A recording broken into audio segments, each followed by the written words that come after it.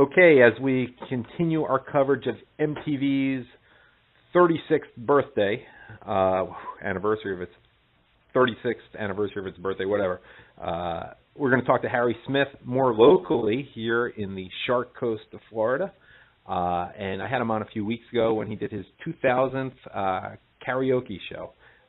Sort of a big presence in the bar scene here in this area of Greater Daytona Beach. But we're going to talk about MTV. Harry, thank you for joining me. Hey, thanks for having me, Adam.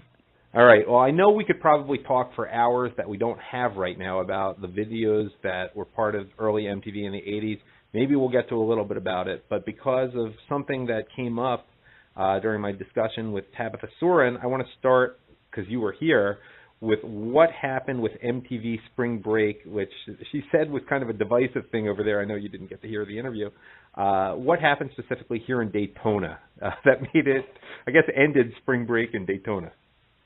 Oh, absolutely legendary stuff, Adam. Just real quickly, a lot of people who aren't of a certain age may not even appreciate what a cultural juggernaut MTV was back in the day. But when you got to consider when they came out 34 years ago, there weren't as many cable channels as there were now. The content was not as heavy as it is now, so there were a much larger audience. And the young kids would watch all the videos, whatnot, on MTV and kind of emulate what they saw there in the terms of fashion and style and whatnot. And that kind of translated into Spring Break as well. Mm-hmm. And in the late 80s, Spring Break was doing fine in Daytona, even without MTV. It'd been going on since the 50s in some fashion, possibly even before. But Fort Lauderdale was kind of the king of Spring Break at that time. And when MTV came to town, they based out of the Plaza Hotel there at the end of Seabreeze on the beach, and they were producing probably 8 hours a day of original content. Mm-hmm. And when it ended, they just continued rerunning it. So for all summer, kids all across the United States were seeing Spring Break and realizing what a destination Daytona was. And as each year went by, when they would do their live content, more and more people were coming to town. By the late 80s, early 90s, it was completely out of control. There were just hundreds of thousands of people coming to town, which, if managed correctly, would have been great for the city. But the city rebelled against it. They didn't like the crowds. They didn't like the damage and destruction that the kids who were following MTV's lead were bringing. So there was a very conscious effort to chase MTV out of town, and they were no longer welcome. And there's a fantastic documentary available if anybody has access to Showtime content called Spring Broke. Mm-hmm. And they cover it really well on a lot of different angles. But it was a really amazing phenomenon to live through in real time.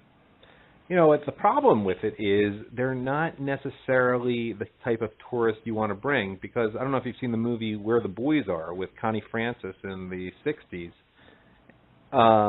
Have you ever seen it?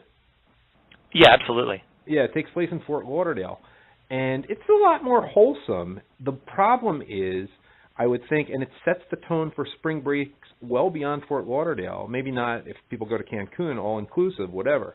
The problem is they go there having no money, and it gives the impression that you can go there and spend no money. Now, if the businesses are going to put up with all that, it's not worth it if they go there and people are bringing like their own ramen noodles and all that. Well, that's exactly correct. The city was in some respects kind of smart for shutting it down because the infrastructure costs of running it were outweighing the economic benefits for sure. Yeah, I mean, you get a golf tournament in town, people spend money. They rent people's houses for $4,000 for a week, but it doesn't seem to work that way with Daytona. So how did they shut it down? How can you really prevent people from coming?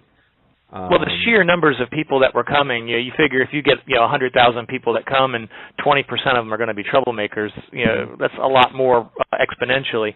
So what they ended up doing was not giving the permits for the events and basically making MTV feel not welcome. So even after MTV stopped coming to town, they were still broadcasting old footage from here that made the public think they were here. But they weren't having the events. And eventually, when there were no events and the people were showing up and there was nothing for them to do, as each year went by, there were less and less people coming until finally they got it down to a controllable level.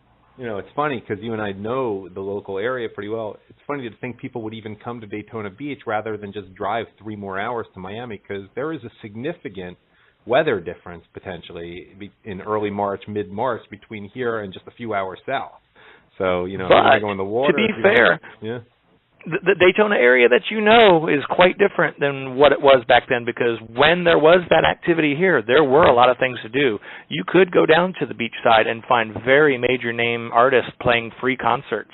Sure. There was a lot of activities. It was quite different. And there's, no. I'm talking about the temperature outside. It's just you can get 60-degree days as opposed to 80-degree days up here. It's just not warm enough in March to really go to the beach or feel like any sort of guarantee that you can go in the water or go to the beach. It's a different climate than down south in Florida. Yeah, you can actually see MTV content where the people are very cold and the goosebumps are there, and they're very obviously having the breath coming out of their mouths. Yeah, it's just kind of funny to think. It's just, you got to wait another month if it really were in spring. Okay, I have only a couple more minutes with you, Harry. That was enlightening. Just your thoughts about when MTV came out. Someone who obviously loves music. It's what you do. It's what you've done for years. Like, where were you when MTV came out, and what was your relationship with it through the years? Oh, I'll tell you what, man. It was one of those things where, like I said, it was a different world cable-wise, and not everybody had a lot of content. And MTV took a long time to come to the Daytona area, and it came to certain neighborhoods before others. And if you had a friend that had MTV, you would find yourself going over to their house and sitting up all night and just trying to absorb all the content while you had access to it to get you through the times when you didn't. And when everybody did finally have mainstream access to MTV, it was one of those things where it's where you went to study the dynamic of the new music and the new aesthetic of what was fashion and what was new. And when they stopped playing music, that kind of all went away. Right. And were you a fan or not a fan of Beavis and Butthead when that came out? Very much a fan. Oh, good. Good. Yeah, very much so. Yeah, I thought it was brilliant, but some people just didn't get it. And that, to me, there was absolutely room on that channel for non-musical content if it was of a certain aesthetic, and Beavis and Butthead definitely fit into that. Well, of course, they showed music videos. They were generally criticizing them or raving about them, but they were sort of music videos in that one. Final thought. Absolutely. Any particular videos that stand out in your mind from MTV's early era that were favorites of yours? Oh, wow. Probably because of the nature of them, I have to say more of the British content. Britain was famous for making short musical films way before Americans were. Right. And that was kind of a cultural thing. So when MTV did land, there was no American content for them to broadcast. So they went heavily to England, and that's why everybody's original memories are of the Billy Idols and the Rolling Stones and the other artists that were so iconic at the beginning. Yeah, Flock of Seagulls, Madness. Right, and they had a certain look that artists, I hate to say it, but too bad for Christopher Cross, and frankly, that's probably what ended a lot of the country crossover that was big in the pop charts in maybe 88. Oh, absolutely. And keep in mind, too, remember there were no black faces on MTV either. That was another thing. With few exceptions. Racially, Michael Jackson and Rick James kicked that door down, but up until they came along and pushed it and became the juggernauts they are culturally, there were no black faces on MTV. Did they actually play Rick James Super Freak on there? After Michael Jackson, yeah. They didn't really play any rhythm and blues, but after a while he got worked into it. And don't forget Donna Summer, She Works Hard for the Money was like the video of the year. They couldn't ignore that one either. Exactly. Great video, but a great song. All right, Harry, happy MTV Day. Thank you for joining me today. Thanks for having me. See you soon.